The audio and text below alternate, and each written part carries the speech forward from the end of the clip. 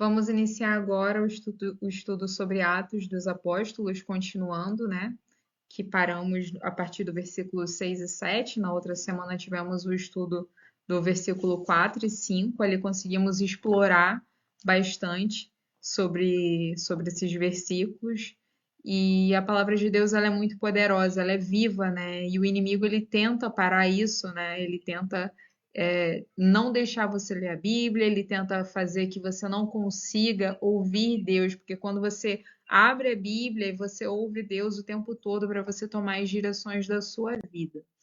E eu vou pedir para você abrir sua Bíblia em Atos, a partir do capítulo 6, verso 1 ao 4, que diz assim: Ora, naqueles dias, multiplicando-se o número de discípulos, houve murmuração dos helenistas contra os hebreus, porque as viúvas deles estavam sendo esquecidas na distribuição diária.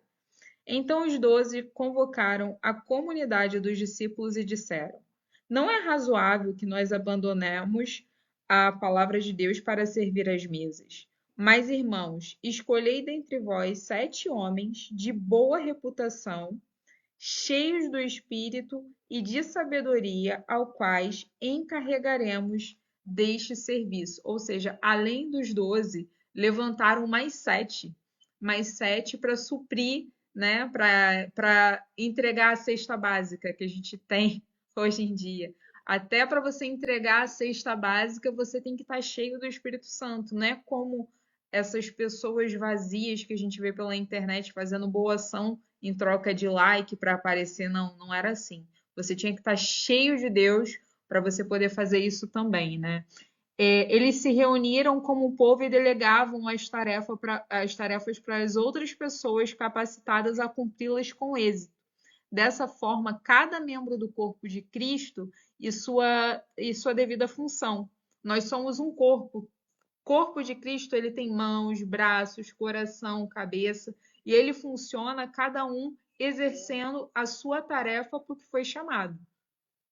E enquanto os 12 tinham o compromisso de levar a palavra, os outros foram levantados para cuidar do ministério, igualmente importante para o funcionamento do corpo.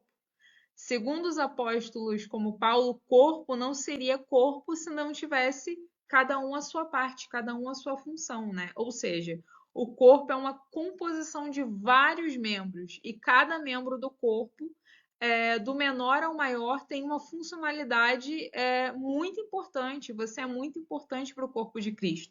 Deus sempre chamou Deus chamou você, a mim, cada um com o seu dom, cada um com a sua ferramenta para ser utilizada no reino. Você tem uma função nesse corpo e nenhuma parte é inferior a outra ou superior a outra. Cada parte é importante para o funcionamento dele. E, além disso, o posicionamento dos apóstolos durante todo esse capítulo permite uma reflexão sobre como os cristãos atuais agem diante das adversidades e das almas perdidas. Porque o corpo é dirigido pela cabeça, que é o Senhor Jesus. E o propósito de cada um é um membro, mesmo independente da sua função, fazendo o corpo funcionar corretamente. O corpo só funciona corretamente se cada um estiver no seu devido lugar, fazendo isso funcionar, fazendo isso acontecer. E continuando aqui nos slides, em Atos 6, a partir do versículo 5 ao 9, diz assim: O parecer agradou toda a comunidade. Elegeram Estevão, homem cheio de fé e cheio do Espírito Santo. Filipe, Procoro, Nicanor, Timão, Parnemas, Nicolau, Prosélito e Antioquia, apresentando-nos perante os apóstolos. E estes, orando-lhes, impuseram as mãos. Crescia a palavra de Deus, e em Jerusalém se multiplicava o número de discípulos. Também muitíssimos sacerdotes obedeciam à fé.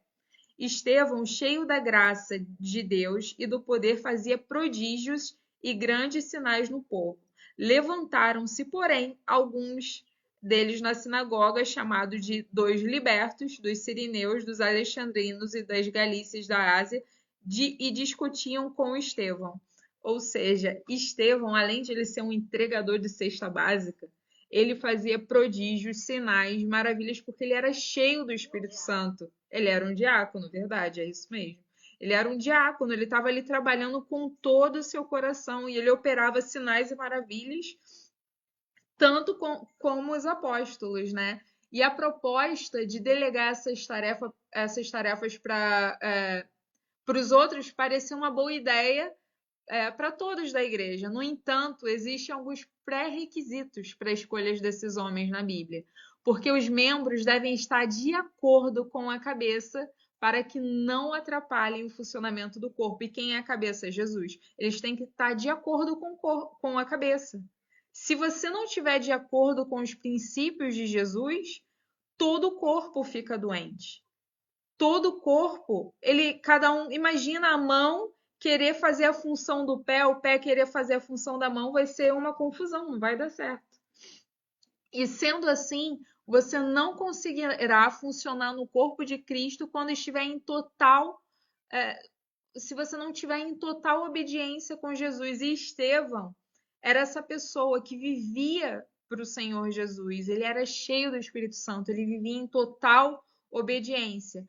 É necessário guardar os mandamentos dele, além de ouvir e praticar as palavras, para a gente viver de forma certa como um cristão, para cumprir o propósito de Deus. Embora essa não seja uma tarefa fácil no dia de hoje que a gente vive, aceitar a ideia de que o evangelho é sempre desconfortável para o seu próprio eu pode ser um primeiro passo. O evangelho ele nunca é confortável, ele nunca vai ser fácil de seguir. O evangelho ele sempre a gente vai ter que renunciar coisas. Porque se fosse fácil, todos seguiam o evangelho, correto? Mudando aqui o slide, tá conseguindo ver o slide aí? Eu deixei aqui essa parte no slide que diz: o evangelho que não confronta o pecado não é o evangelho de Jesus Cristo. Se o evangelho está de acordo com as suas más práticas, se o evangelho está de acordo com as coisas que você continua fazendo errado, você continua sendo usado pela ira, você continua tomando atitudes erradas, você continua falando coisas que desagradam a Deus, frequentando lugares que desagradam a Deus, esse não é o evangelho de Jesus, porque o evangelho de Jesus sempre vai te confrontar. Quando você estiver num lugar que não é para você estar, o evangelho vai te confrontar. Quando você for falar uma coisa que não for para você dizer, o evangelho vai te confrontar. Em Atos 6 ainda, continuando a partir do versículo 8 a 11, diz assim: 8 a 11. Estevão, cheio da graça de Deus e poder, fazia prodígios e grandes sinais entre o povo. Levantaram-se, porém, levantaram ali, né, algumas pessoas para ficarem contra Estevão. E não podiam resistir à sabedoria que o Espírito pelo qual ele falava. Então subornaram homens que dissessem: temos ouvido este homem proferir blasfêmias contra Moisés e contra Deus. E às vezes, quando você está tentando buscar a presença de Deus, vai se levantar gente contra você para te caluniar, para te fazer desistir do seu ministério, te fazer desistir da sua caminhada, ou até mesmo você pode ficar envergonhado do que Deus tem para você, para a sua vida. Você tem vergonha de falar de Jesus. Isso tudo não é o evangelho de Jesus, porque esse evangelho não está confrontando o seu eu. E Estevão, que era um dos diáconos, como a minha mãe disse aqui, era alguém que vivia no centro da vontade de Deus e partilhava com sabedoria o poder do evangelho. Em debate com membros da sinagoga, ele foi usado pelo Senhor com muita sabedoria, a ponto de deixar a oposição sem argumentos. Então eles recorreram ao quê? Quando o diabo ele não tem argumentos contra você, ele usa a mentira para desmoralizar Estevão, subornando algumas pessoas para caluniarem. E essas pessoas só puderam ser subornadas, essas pessoas só puderam, né, participar dessa mentira porque elas não tinham Deus, elas não tinham o Evangelho, não conheciam Jesus. Isso aconteceu porque todos os ouvintes da mensagem do Evangelho tinham o seu estilo de vida confrontado. Enquanto o Evangelho confrontar as pessoas, os cristãos vão continuar morrendo pelo mundo. Porque esse livro foi o primeiro que o Hitler queimou na biblioteca. Porque o evangelho liberta as pessoas. O evangelho confronta quando você está vivendo uma vida errada. O evangelho tem que te confrontar. Isso aconteceu porque o evangelho é um convite para a gente mudar radicalmente. E isso não te causa uma resistência natural de ir na direção do desconhecido. O que é o desconhecido? A palavra de Deus. Todo dia você está indo num caminho que você fala assim: meu Deus, eu tenho mais para conhecer, mais e mais, mais e mais, mais e mais, porque o Senhor, ele sempre tem mais. E além disso, a natureza pecaminosa do homem impede de muitos abrirem mão das suas vaidades e se sujeitar à vontade de Deus. E continuando aqui nos slides, eu deixei esse slide, né, que verdade ou mentira, que tem um anjo de um lado, um demônio do outro, e você está ali no meio sendo puxado entre os dois. Porque em Atos, capítulo 12 ao 15, a gente vai ler agora no capítulo 6, 12 ao 15, diz assim: sublevaram o povo os anciões e escribas, investindo, o arrebataram, levando ao sinédrio. Apresentaram testemunhas falsas que depuseram: este homem não cessa de falar contra o lugar santo e contra a lei, porque temos ouvido dizer que esse Jesus o Nazareno destruirá este lugar e mudará os costumes que Moisés nos deu. Todos os que estavam assentados no sinédrio fitavam os olhos em Estevão e viram o seu rosto como fosse um rosto de um anjo. Ou seja, Estevão estava tão cheio de Jesus que as pessoas começaram a ver Estevão como a glória de Deus lá. E a gente já viu isso outra vez na Bíblia, quando Moisés, né, ele fica lá em cima, passa muito tempo, ele ficou com o brilho da presença de Deus que ele teve que ser coberto. E as pessoas viram Estevão assim, com o rosto angelical.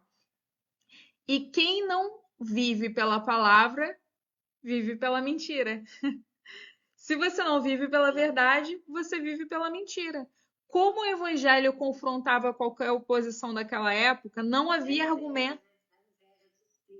Exato. E como ele confrontava a oposição daquela época, não havia argumentos para eles combaterem o que o Estevão falava.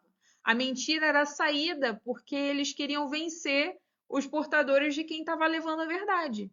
Quem não vive pela verdade está vivendo pela mentira e não existe um meio termo sobre isso. Você não pode falar. A Bíblia mesmo fala: ou você é quente ou você é frio, porque se você for morno, eu vou te vomitar.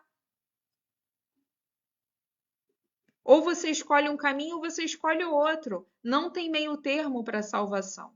As mentiras contadas pelos membros lá da sinagoga causaram a prisão e a morte de Estevão, como você pode ver depois no capítulo de Atos 7.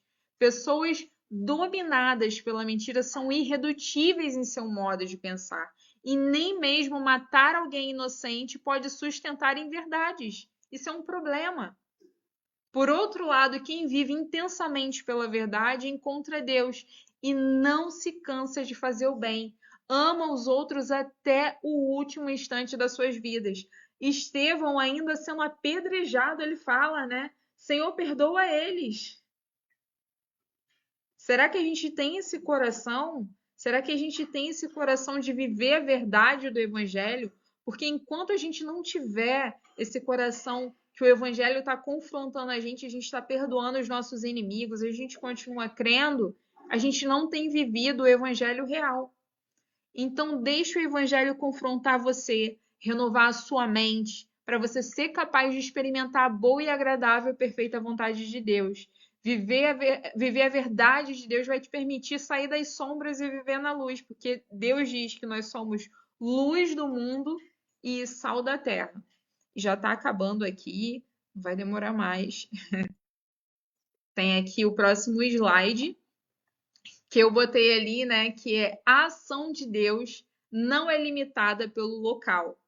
E eu deixei aqui no slide, se você consegue ver aqui, consegue ver, que é como Deus vê de um modo, né, ele vê de modo macro, o início e o fim, o futuro e o passado e o presente, e a gente vê de modo micro, que é a linha do tempo, que a gente só consegue ver o presente, se lembrar do passado e imaginar o futuro. Ele não, ele tem o modo macro das coisas, ele consegue ver tudo. Em Atos 1, nessa parte, nessa passagem de Atos, que